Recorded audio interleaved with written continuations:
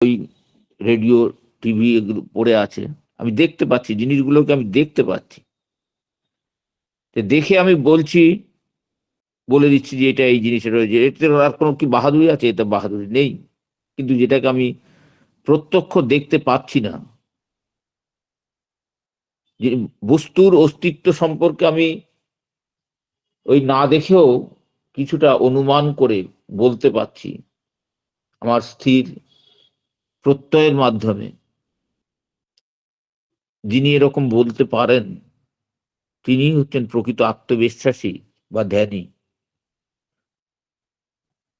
তাহলে আমরা একটা উদাহরণ যদি দেওয়া যায়, আমরা জানি আমাদের আত্মা আমাদের ভেতরে আছেন, আমার চারিপাশে আর সকল যারা আছে সব জীবাত্মাগুলো আছে। তো এই যে আছে, আছি আছি ভাব আছে, এই স্থির বুদ্ধি যখন আমাদের প্রবল হয়, আমরা অবশ্যই বুদ্ধিটা আমাদের, আমরা সবাই এই বুদ্ধি নিয়ে আছি যে আত্মা আমাদের ভেতরে আছে। তাহলে এই স্থির বুদ্ধিতে যখন আমার মন প্রাণ যখন স্থিত হয়ে জীবন পথে আমরা অগ্রসর হই বা চলি বা এগিয়ে যাই, তখনই কিন্তু আমরা হয়ে পড়ি আত্মবিশ্বাসী, বা এই ধ্যানের স্বভাবই কিন্তু এটা। দয়াল ঠাকুর আছেন, দয়াল ঠাকুর সৎসঙ্গে থাকেন, নাম নামই অভেদ, নামই শব্দ প্রাণ, এগুলো সব আমরা জেনেছি। এইটার বিশ্বাস আমরা জানি যে নামের মধ্যেই তিনি আছেন, সৎসঙ্গে তিনি আছেন। এইভাবেই আমরা জীবন পথে আমরা এগিয়ে চলছি। তাহলে এই জীবন পথের তো শেষ আছে। জীবন পথের শেষে যখন পৌঁছাই, তখন দেখছি যে তিনি একম অদ্বিতীয়ম, তিনি কিন্তু সব হয়ে বসে আছেন তিনি। তাহলে এই শেষে অন্তিমে গিয়ে যা দেখছি বা প্রত্যক্ষীকরণ হচ্ছে আমাদের, তাহলে বহু পূর্বে, এর আগে, এখন যখন এই বর্তমান অবস্থায় যেটা আমরা করছি, বহু পূর্বে ওই মানে অন্তিমের বহু পূর্বে যখন করছি আমরা, যে একটা স্থির প্রত্যয় নিয়ে তো আমরা এগোচ্ছি। আমরা এই যে নাম ধ্যান লিঙ্কের সঙ্গে যুক্ত হই, আমাদের প্রত্যেকের মধ্যে একটা দৃঢ় প্রত্যয় আছে, স্থির প্রত্যয় আছে। এই যে স্থির প্রত্যয়টা, এটাই হচ্ছে আত্মবিশ্বাস। এবং ধ্যান তখনই সম্ভব হয় যার মধ্যে আত্মবিশ্বাসটা অত্যন্ত প্রখর, প্রবল। আমার যদি বিশ্বাসই না থাকে, তাহলে আমরা ধ্যানের মধ্যে ঢুকবো কেন? নাম ধ্যান লিঙ্কে আসবো কেন? এত এত লোক আসবে কেন? এত এত লোক ঠাকুরকে নিয়ে এই নামের প্রতি শ্রদ্ধা ভক্তি ভালোবাসা রাখবে কেন? কিছু একটা আছে। তাহলে প্রথমে ভাবছি কি এর মধ্যে কিছু একটা আছে, আর ওইটা আছে বলেই আমরা দেখতে পাচ্ছি না, না দেখেও, প্রত্যক্ষ করতে পারছি না, কিন্তু না দেখেও আমি বিশ্বাস করছি। এই যে বিশ্বাসটা করছি, না দেখেও বিশ্বাস করছি, এটার নাম আত্মবিশ্বাস। 1 নম্বর কিছু আছে, 2 নম্বর আমি বিশ্বাস করছি না দেখেও, সেটা হচ্ছে আত্মবিশ্বাস। আর তৃতীয়, ওই বিশ্বাসকে অবলম্বন করে বা সম্বল করে বা আধার করে আমরা যে এই যে ক্রমশ নিয়ত প্রতিদিন নাম ধ্যান করছি, আমরা এগিয়ে চলেছি, জীবন চলার পথে এগিয়ে চলেছি, এই নিরন্তরতা, নিরবচ্ছিন্নতা, এর নামই হচ্ছে ধ্যান। আর চতুর্থ স্তর, যেখানে গিয়ে বস্তু লাভ হচ্ছে। তাহলে এই যে প্রথম যে কিছু একটা আছে, এবং শেষ যে কিছু একটা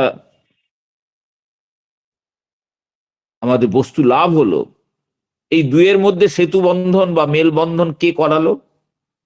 ওই দ্বিতীয় যেটা আত্মবিশ্বাস ছিল, আর তৃতীয় যেটা বিশ্বাসকে অবলম্বন করে আমরা ধ্যানের সঙ্গে যোগযুক্ত হয়ে যখন আমরা আছি, একটা সেতু বন্ধ রচনা করছে।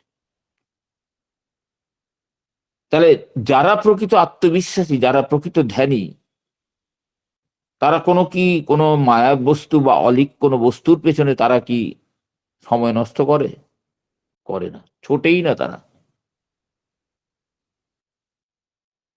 আছে, অথচ অপরে দেখতে পাচ্ছে না। তিনি কোনোভাবে দেখতে পাচ্ছেন, তাই তো তিনি আত্মবিশ্বাসী, তার আত্মবিশ্বাস আছে, এটাই হচ্ছে আত্মবিশ্বাস। তাহলে এই আত্মবিশ্বাসকে সম্বল করে আমাদের ধ্যানে আমরা এগিয়ে চলছি আমরা। তাহলে এই যে দিব্য পরিণতি এবং পরিশেষে কি আমরা আমরা আমাদের শুরুতেই দেবপ্রসাদ ব্যানার্জিদা যেমন বলেন যে আমাদের প্রত্যেকের লক্ষ্য হচ্ছে আমাদের, এতক্ষণ ধরে তারা নাম ধ্যান লিঙ্ক শুনলেন, তারা অবগাহন করলাম নামের মধ্যে গিয়ে আমরা আমাদের উদ্দেশ্য কি ঈশ্বর প্রাপ্তি যেন আমাদের ঘটে। তাহলে এই যে পরিণতি, এই যে সাফল্য লাভ, এটা কি করে সম্ভব? এটা ধ্যানের দ্বারাই সম্ভব। আর যখনই কেউ এই বলছে না ধ্যানে স্থির গ্রহণক্ষম করছে না, বলছে নীরব, তার মন সমাহিত হয়ে যায় ধ্যানে, আত্মবিশ্বাসী ধ্যানী।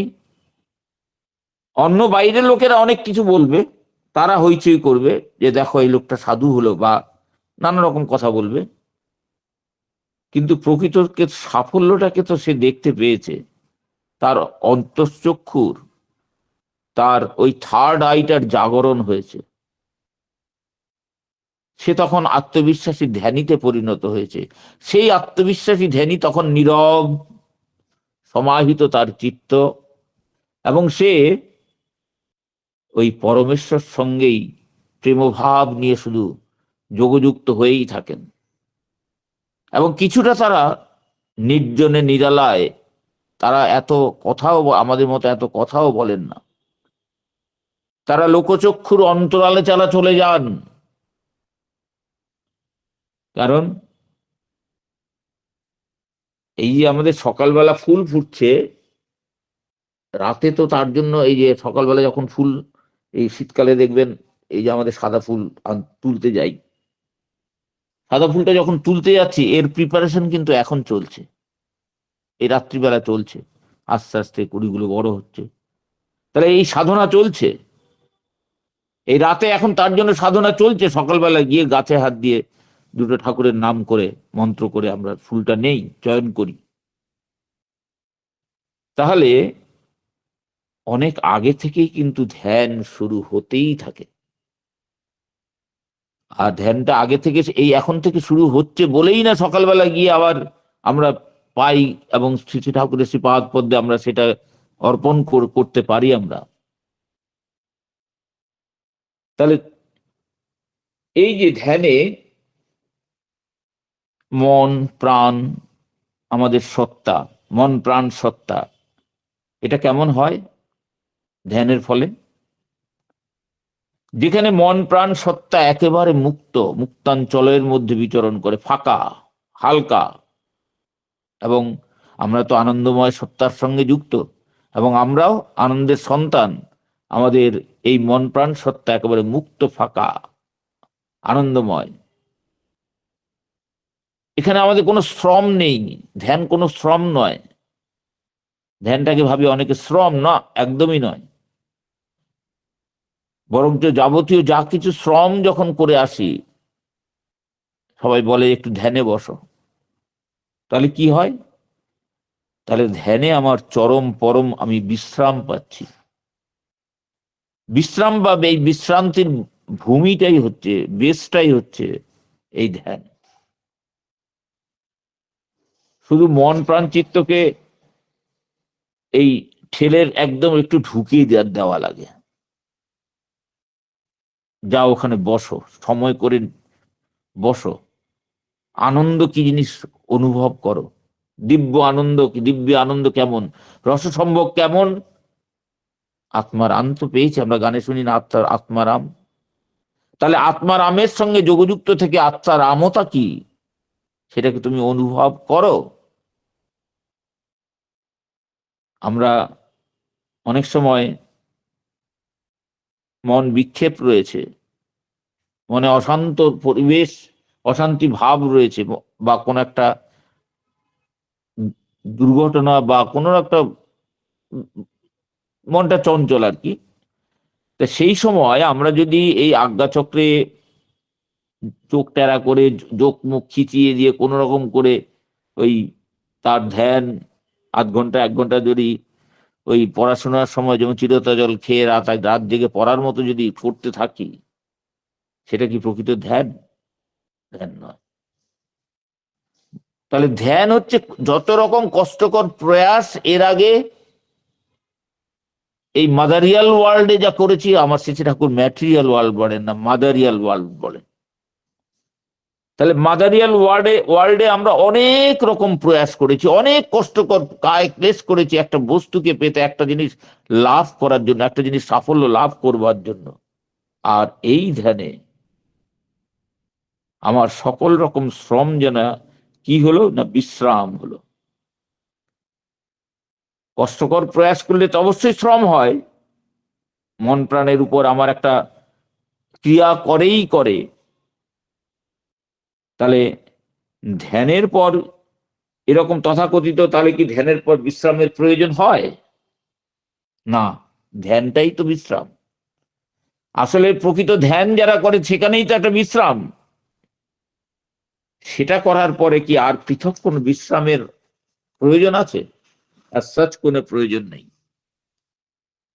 তা প্রসঙ্গক্রমে একটা গল্পটা হচ্ছে এক রাজকর্মচারীর কাছে সঙ্গে, রাজকর্মচারী, বিরাট রাজকর্মচারী, তার সঙ্গে একজন প্রজা গেছে, দর্শনার্থী দেখা করতে গেছে সকালবেলা, তার বাড়িতে গেছে। তাকে দেখেই পেয়াদা বলেই, বাকি হয়তো বলা টলাই ছিল কোন রকম, পেয়াদা বলেই উঠলো, সাহেবের সঙ্গে দেখা হবে না?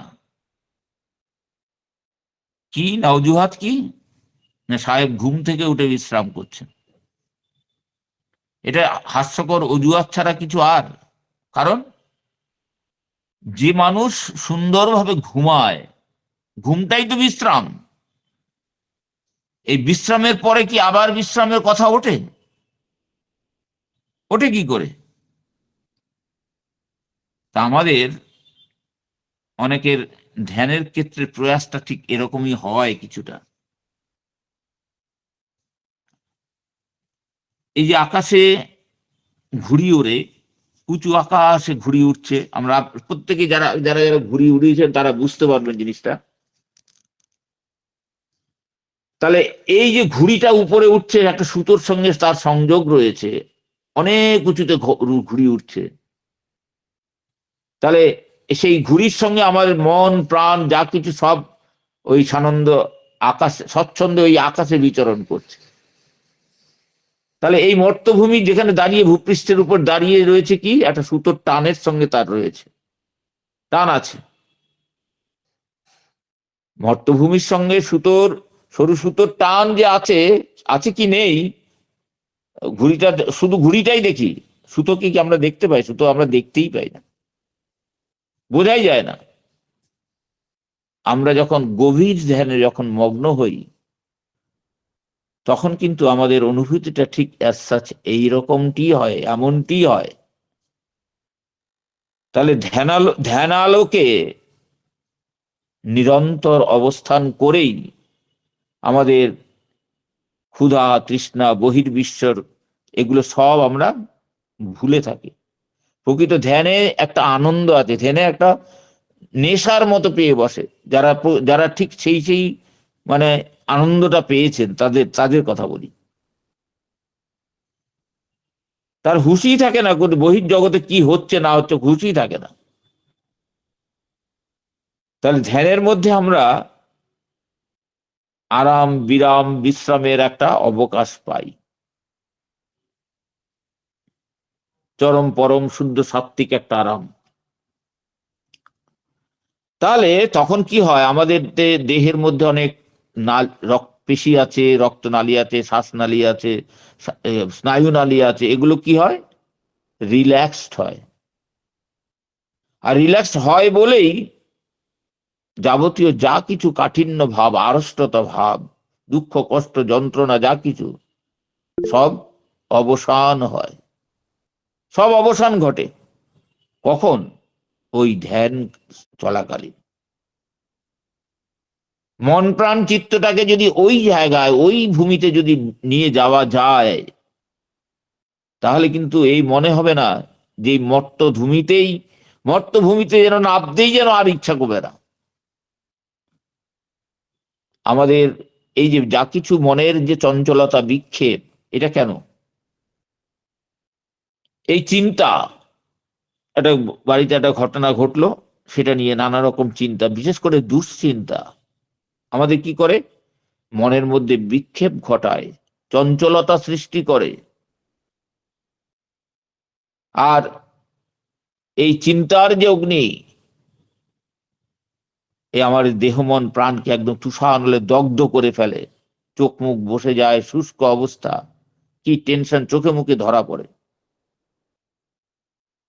আর ধ্যান মানে অচিন্তা, চিন্তাহীনতা, একদম ফাঁকা মন,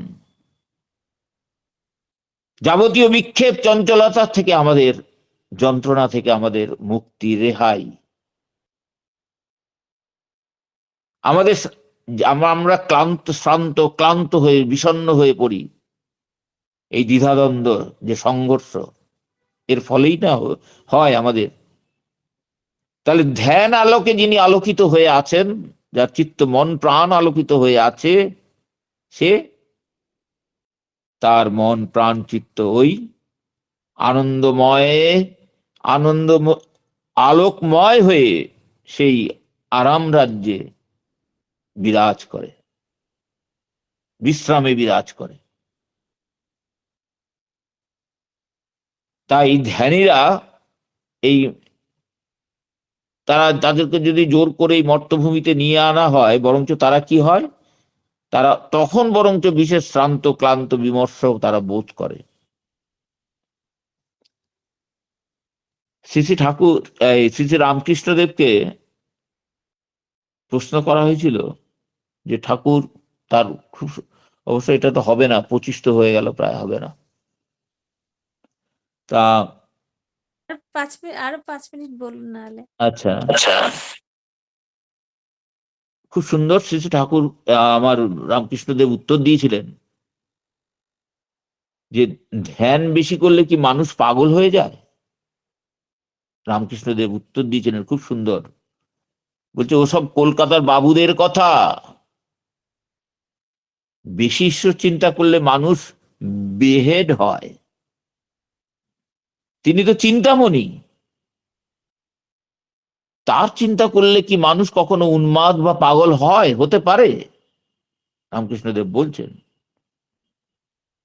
আমরা জব ধ্যানটা ঠিক যেইভাবে, যে বিধিমত যেভাবে আমাদের বলা আছে, আমার দীক্ষাদাতা কর্মীরা যেভাবে বলেন, ঠিক সেইভাবে যদি আমরা ধ্যান জপ আমরা যদি ঠিক ঠিক করি, এখানে উন্মাদ বৎ অবস্থা, পাগল হওয়ার কোন রকম সম্ভাবনা নেই। যারা যারা ধ্যান সমাধির পথে, ধ্যানের ধ্যান যোগ অবলম্বন করে যারা ক্রমশ উত্তরোত্তর যারা যারা এগিয়ে যাচ্ছেন, তাদের দেখবেন চিন্তা, ক্রিয়া, আচরণ একটা জেনারেল পাবলিকের থেকে, সাধারণ মানুষের থেকে একদম টোটালি ডিফারেন্ট। কেন কি? তারা ঈশ্বরীয় ঐশ্বরীয় ভাবে তারা বিভোর হয়ে থাকে, তাদের মন, তাদের এইসব অবস্থা দেখে সাধারণ মানুষ বরঞ্চ উল্টো পাল্টা বলে যে না, এই লোকটা বোধহয় পাগল হয়ে গেছে। তারা তারা ভাবতে পারে যে উন্মাদবোধ অবস্থা। তবে আমরা তো সেরকম উন্মাদই হতে চাই, লোকে ভাবে ভাবুক। আর এটা শুধু আমাদের শুধু নয়, আমাদের মধ্যে যারা যারা একটু খামখেয়ালিপনা বা উদাসী মন নিয়ে চলা, বা এই ধ্যানালোকে আলোকিত হয়ে যারা আনন্দের মধ্যে যারা যোগযুক্ত থাকি, তাদেরকে অন্য লোকে পাগল আখ্যা দেয়। দেখ দেখ, আমার শ্রীমন মহাপ্রভুকেও তো অনেক কিছু বলেছেন। গম্ভীরায়, ছোট্ট একটা গম্ভীরার মধ্যে ঢুকে তিনি রাধা ভাবে আবিষ্ট হয়ে, তার নাকের রক্ত পড়ছে, নাক দিয়ে নাক ঘষছেন তিনি, এত রাগ, কি অনুরাগ, সেই রাধা ভাবে আবিষ্ট হয়ে তিনি ওই ছোট্ট প্রকোষ্ঠের মধ্যে তিনি নাক ডলছেন। তাহলে এটা তো কেউ কেউ উন্মত্ততাও বলেন, কিন্তু আসলে কি তাই? তাহলে তার আমরা ঠিক মতো যদি মন প্রাণ দিয়ে আমরা দয়াল ঠাকুরকে পেয়েছি, আমরা শুধু পাওয়াটাই কি শুধুমাত্র সাফিসিয়েন্ট, পাওয়াটাই কি শুধুমাত্র যথেষ্ট? তাকে আমরা ডাকি কয়জন? কতজন ডাকি তারা? কিন্তু যারা আপনারা সর্বস্ব উজাড় সামর্থ্য যোগ তিনি দিয়েছেন, সেই সামর্থ্য যোগের সদ্ব্যবহার করে হৃদয় নিংড়ানো ভালোবাসা দিয়ে সর্বস্ব উজাড় করে যারা তার সঙ্গে যোগযুক্ত হয়ে আছেন, মানুষ যদি ভাবে তো পাগল, তো ভাবে ভাবুক, তাতে কিচ্ছু যায় আসে না। ভাববে যে মানুষ, কি বলবো, যে নিজের জীবনের সুখভোগের দিকে তারা তাকান না, নিজের জীবনের সুখভোগে আগুন জ্বালিয়ে দেন তারা। তারা হচ্ছে পথ প্রদর্শক, তারা দেখান, পথ দেখান। ভ্রান্ত পথিক জনকে তারা এই অভ্রান্তের পথে তারা নিয়ে আসেন। তারা সেখানে অপ্রচলিত যে ক্রিয়া ক্রিয়া বিক্রিয়া আছে সেগুলো করতে নেই। শ্রী শ্রী ঠাকুর বারংবার বারণ করেছেন।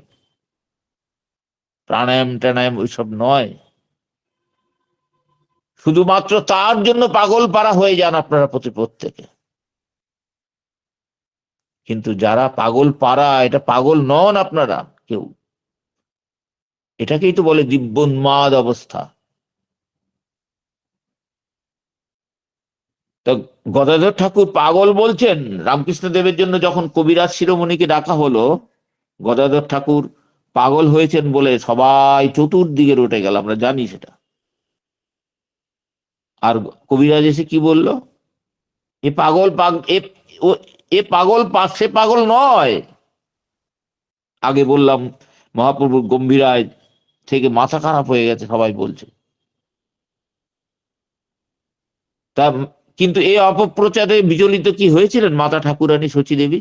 হয়েছিলেন কি হননি? তিনি কি করলেন? উল্টো তার জন্য মাথার সুগন্ধি তেল পাঠাতেন, মহামূল্য সুগন্ধি তেল পাঠাতেন। এই সুদূর বঙ্গভূমি থেকে, এই বাংলা থেকে যেত তার নীলাচলে, তার কাছে, প্রভুর কাছে। তাহলে এই যে দিব্য উন্মাদ অবস্থা, ও কি ঔষধ বা মাথার তেলে আরোগ্য হয় কি? হয় না। মাথার তেলে আরোগ্য হয় না। আমাদের প্রত্যেকের লক্ষ্য পরমেশ্বর, তাকে নিরন্তর অন্তরঙ্গ ভাবে পাওয়ার প্রতি প্রত্যেকের মধ্যে আত্মি ব্যাকুলতা আরো থেকে আরোতর, প্রবল থেকে প্রবলতর হয়ে উঠুক। বাহ্য জগতের কিচ্ছু নেই, কিচ্ছু নেই, ফাঁকা। এই শেষ বয়সে এসে কিন্তু বুঝতে পারছি পুরোটাই ফাঁকা। কেউ আদর করবে না, যে যার স্বার্থ নিয়ে চলছে পৃথিবীটা। তো সুতরাং আমাদের অহর্নিশ আমরা ধ্যান করব আমার দয়াল ঠাকুরের।